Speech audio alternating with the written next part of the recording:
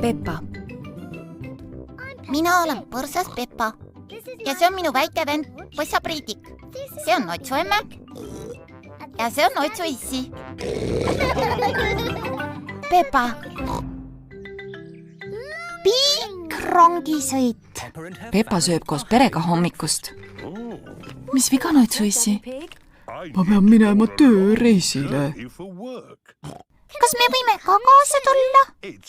See on tööreis. Pealegi tuleb sellest pikk rongisõit. Tšotšo. Palun, me tahame ikka kaasa. See pole mingi lõbu. Ma katsetan betooni tihedust, lõhestustõmbe tugevust ja purustavat koormust. Minul on ka vaja neid asju teada.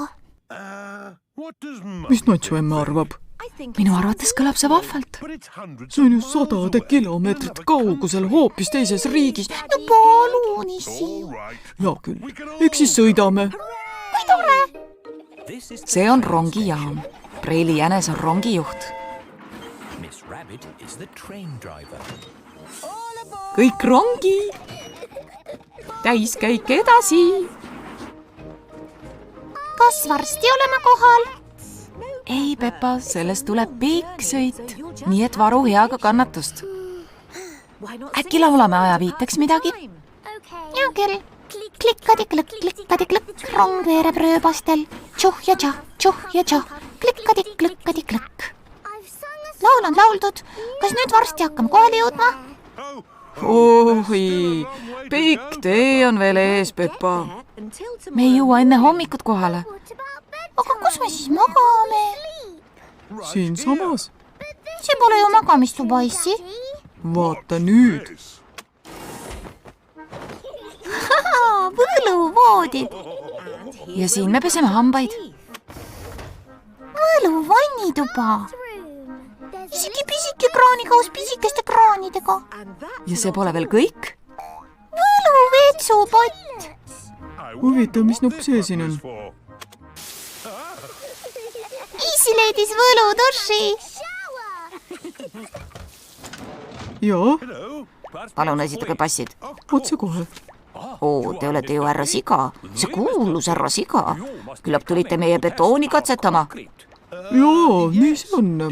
Te teate mind. Teie töö on meie maal kuulus. Oi, aga ma ju segan teid. Hea tööd. Ja tööd.